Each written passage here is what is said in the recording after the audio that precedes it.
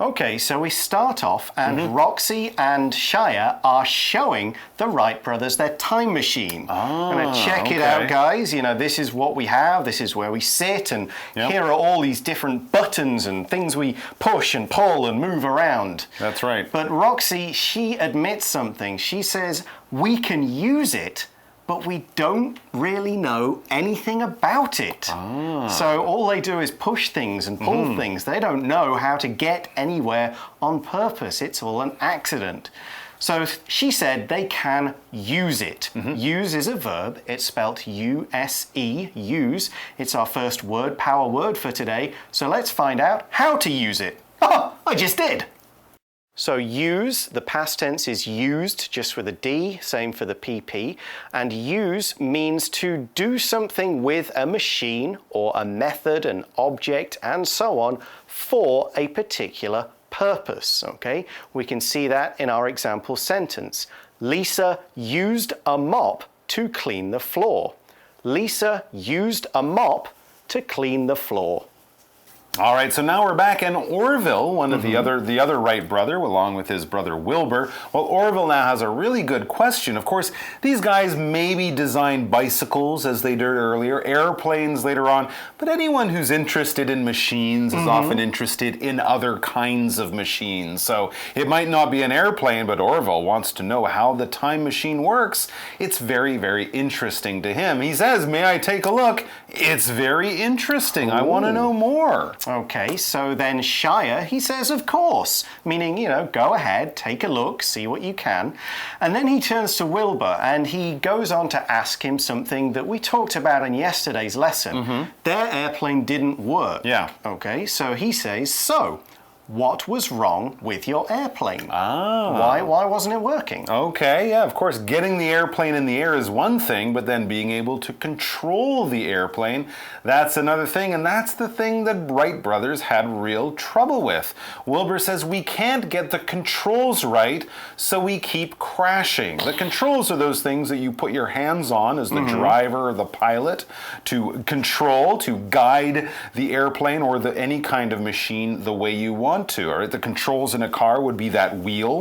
The controls on your bicycle might be the handlebars, right? Those are the things. The gears, yeah. The gears too. Those are the things you use to control the machine and get it to go where you want it to go. And if you're going to get the controls to work, you have to get something right. You have to get the controls right in this situation. This phrase basically means have something work the way you want it to. Have it come out correctly after setting it up and organizing it in a certain way. If that all works out, then you got it right. Okay, but they keep crashing. Now here we follow the verb keep with the V-I-N-G form of Crashing, the verb yeah. to show that this action happens again and again.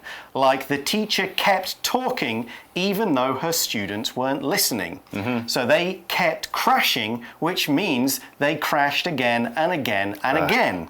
So what about the word crash? Well, to crash, here we're using it as a verb. It can also be a noun. Basically means when two machines, two vehicles hit each other, or maybe one of them hits something else, but it's an accident. Things get broken, people can get hurt. It can be a big problem. We wear helmets when we're on motorcycles and bicycles because if you crash on a motorcycle, you'll probably fall off and you could hit your head. In a car, we wear seat belts. So if there's a crash, your body will be held in a safe position. But basically, if two cars moving very quickly or even a little bit slowly hit each other, they've had a crash or they've crashed. And we often use the preposition they've crashed into something else. Now we're talking about planes here, and when we say plane crash, it means it falls out of the sky and hits the ground. So maybe that's their problem. Their plane keeps falling out of the sky, so it keeps crashing. Then Roxy says, don't worry,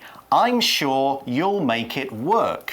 So she's saying, you know, don't worry if you keep crashing and keep getting it wrong. She says, I'm sure you'll make it work. Now this word sure is spelled S-U-R-E, sure, and it's today's next word power word, and we're sure you'll want to learn how to use it.